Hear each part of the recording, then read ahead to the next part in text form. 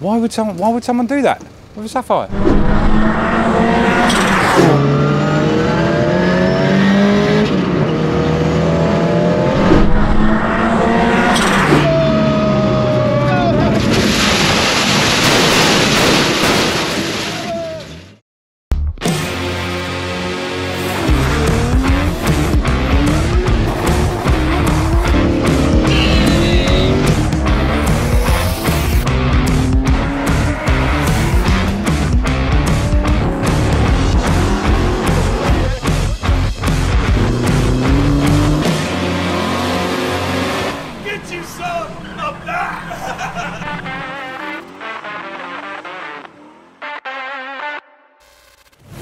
Welcome back to Motor Addicts, everyone. Today you are going to see something a little bit special.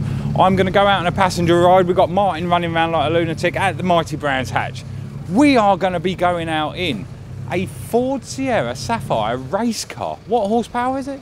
It can go up to 550, but he runs it about 500. 550, so it's 500 it's going to be at today. Why would someone do that with a Sapphire? Because he's as mad as me. Well, I haven't seen many people do that, but I did see a two-door in the next garage, but that's another thing. But we're going to go out in this and see what this is like. But first of all, we're going to go and meet the driver.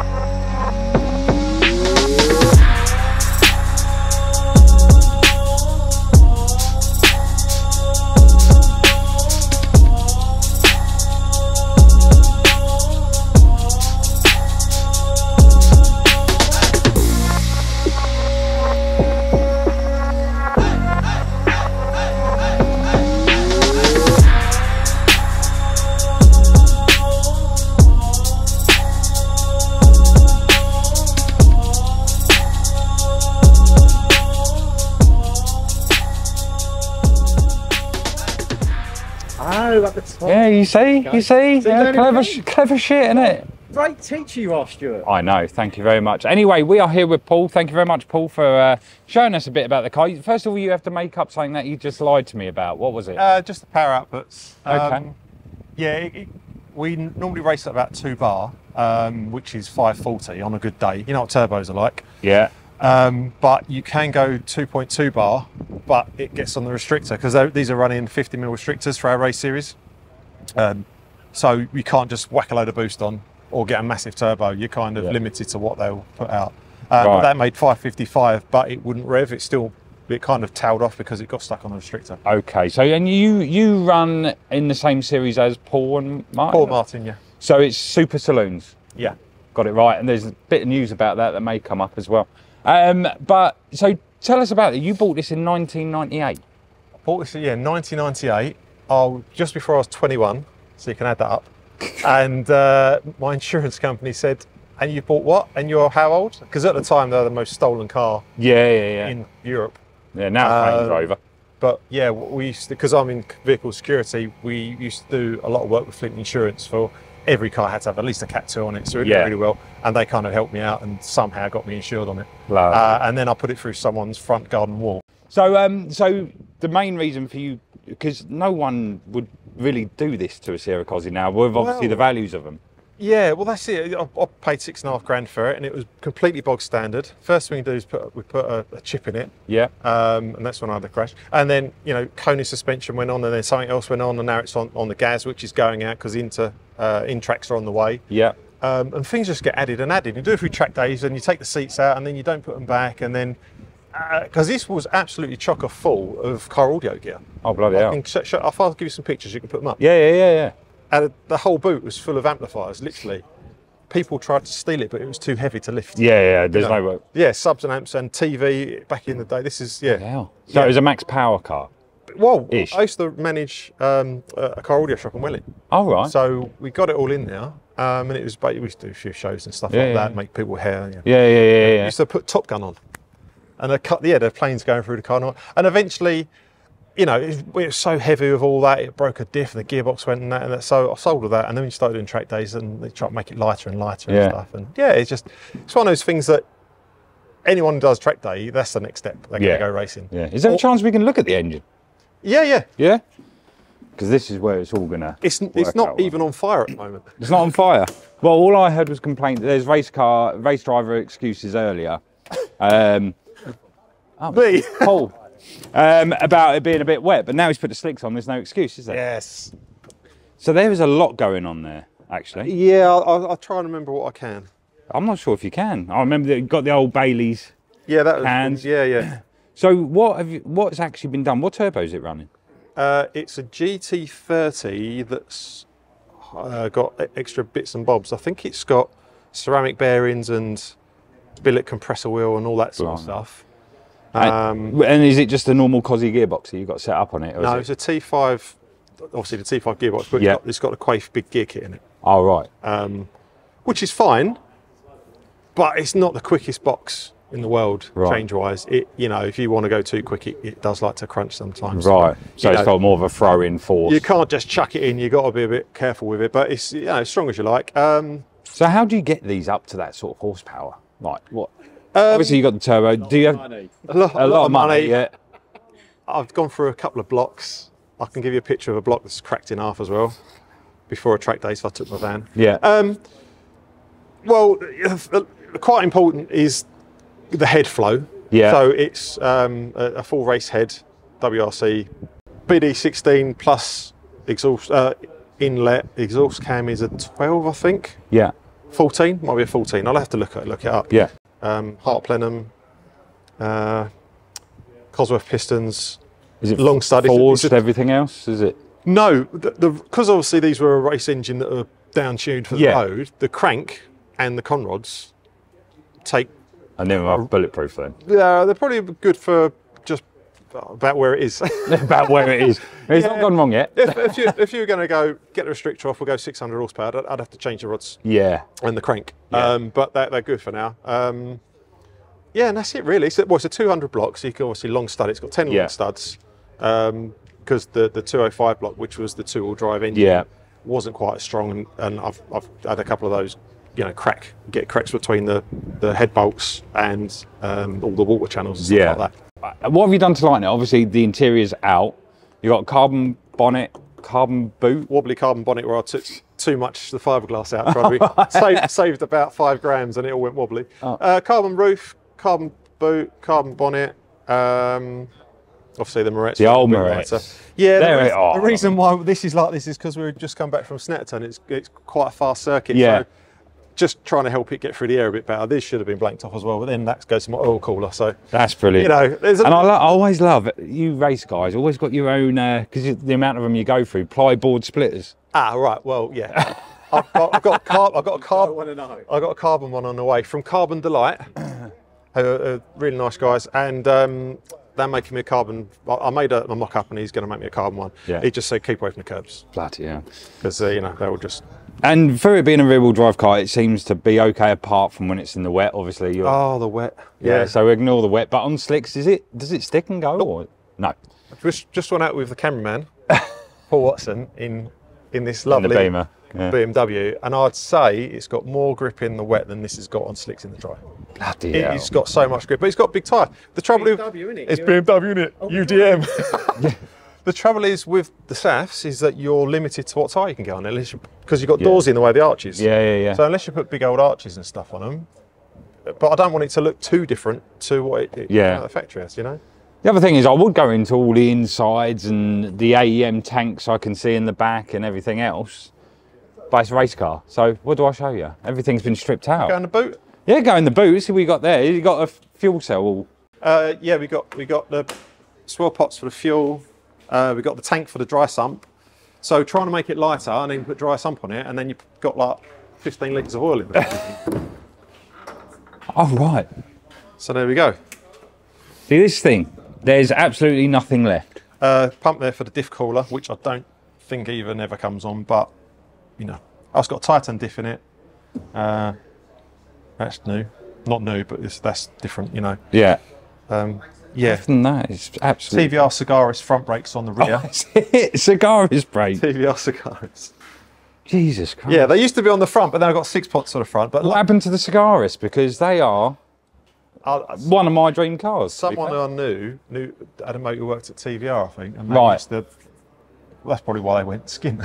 Yeah, probably, yeah. Bits. Oh, but yeah, it's too much brake on the back, but it's got a brake bias, so it's wound quite a way forward. It was just saying, I thought, well, I'm not going to sell them, let's put them on there, and it was, that's too much on the back, really. And it's running meth, is it?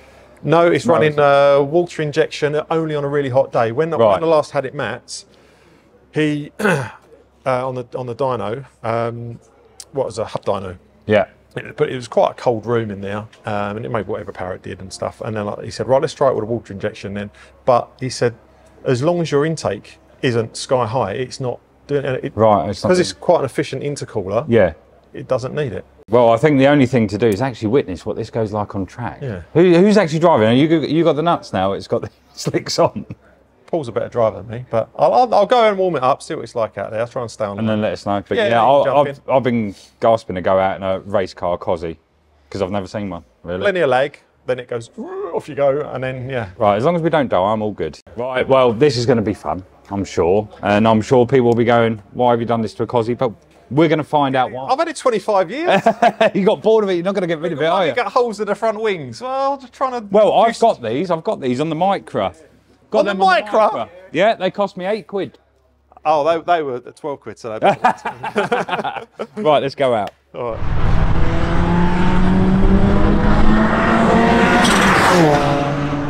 No, I'm going to overtake you, Martin. Off you go. Oh, Paul's here and all. No, what's an overtake me? But here we go in the old Sierra Cosy. Let's see how this goes. I've got to get myself set up a bit. Got a full face.